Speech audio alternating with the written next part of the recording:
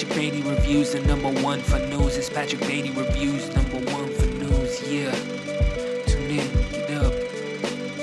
Yeah, what's up? Keep the change, you filthy animal.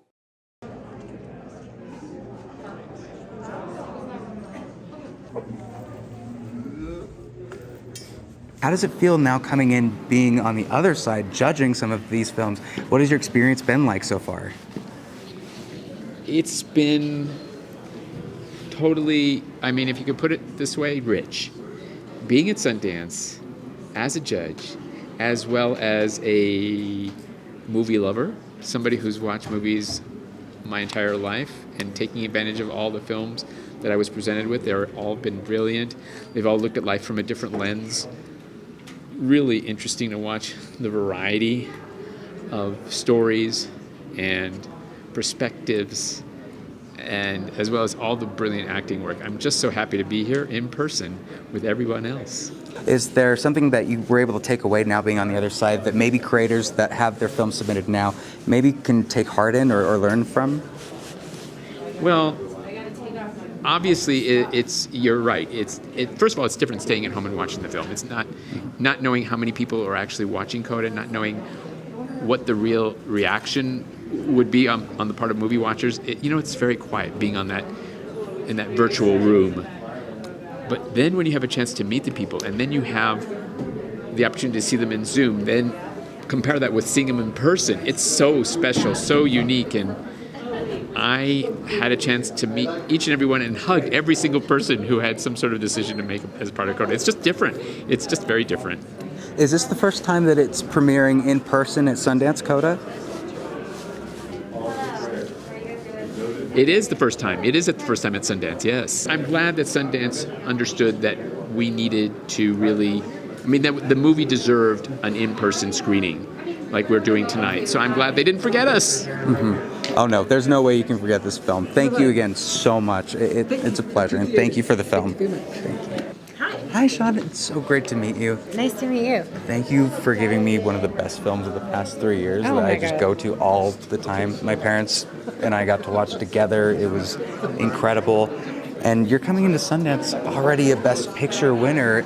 How does it feel coming back into maybe a festival where a lot of these films coming in, they're hoping to be picked up?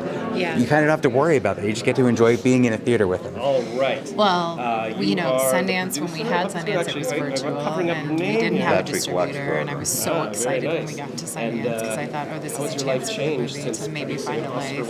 And it is, I remember being here with my first feature, Tallulah, in 2016. It was such a different feeling premiering at the Eccles and hoping people were watching and that the movie was going to get picked up, and it is so lovely and relaxed to know that the movie has been out in the world and taken the ride that it has, but to come back to the place that made that happen, which is Sundance, which is a very beautiful kind of homecoming feeling. How do you feel it's going to be walking out of CODA in a theater? My heartbreak was that because I had premiered a movie at the Eccles before, I knew what that feeling was to have that feedback from the audience and to watch with that many people in that theater. And the only heartbreaking thing about Sundance was that feeling, I didn't get to feel the audience. And as joyous as Sundance was, and we won all these awards, and it was the most incredible Sundance ever, I was like, we didn't have that screening at the Eccles. So it's such a beautiful, generous thing that Sundance had come back and have that moment, and that Troy got to come and Marley got to come, and we got to share that together and experience what that felt like. I'm sure you've gotten every question under the sun when it comes to your film. Is there anything that hasn't been asked that maybe being at Sundance would be something that is really important to talk about? Well, older than 20. I think there was something. There wasn't that much focus the fact that this movie won Best Picture and we were a small independent film. And I think it was such a triumph. There was a lot of talk about how it was such a triumph for the deaf community and triumph, in terms of representation.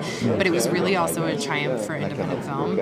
And it felt like, even being in the company of, being up against Dune and being up against Power of the Dog and these movies that just had machines behind them supporting representing them, and to know that we made this movie in 30 days in a very scrappy style in Gloucester, Massachusetts, and nobody made any money, and it was just, so there was something incredibly triumphant about being the total underdog in that situation and feeling like, maybe we were the 10th invite to the party because they had 10 invites and they just decided to bring us, and then to watch the momentum of the movie as it built and people started to watch it and tell their friends about it, and that it caught on and caught people's attention and was in the zeitgeist, and that was just a beautiful thing because it was made in such a real independent cinematic way where, guerrilla style. I think it all caught on by the brilliant directing. Again, thank you so much for such an incredible film. Hi, Yes, Troy. he is. It is a pleasure to meet you. related. What is it like coming back to Sundance, getting to show it with an audience for the first time?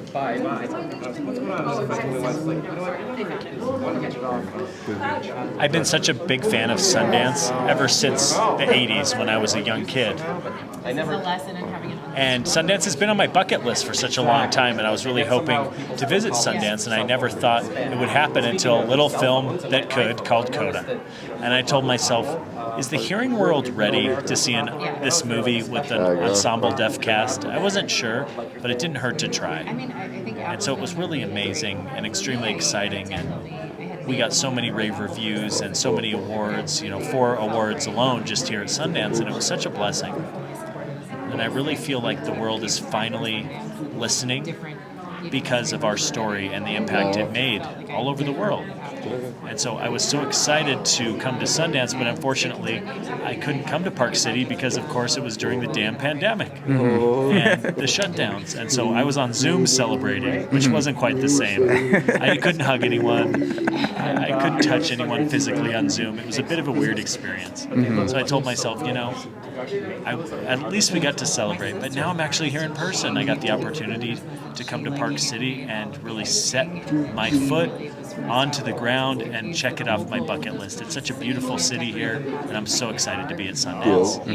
It's so important to me that Sundance continues, and this is where folks are looking for independent films, which means the heart and soul and passion of the filmmakers are really behind all these films. Is there something that you can say to the future of films regarding people that are deaf, that might be hearing deficient, and where do you think that goes in the next 5 years? I'm developing quite a few projects. I don't want to be in a rush. If I was in a rush, I'd get a bad script. You know what I mean? I really want to care and make sure that we can put together a story that mass audience can enjoy. And I'm developing a few ideas.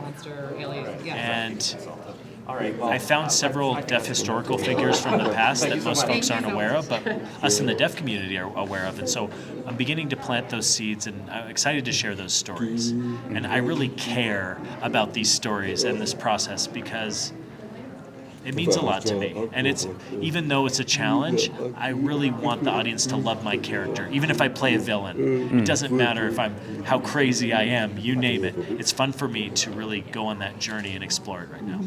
Your character in CODA reminds me so much of my dad, and how he's silly, but at the same time so loving and so heartfelt and cares so much about his kids.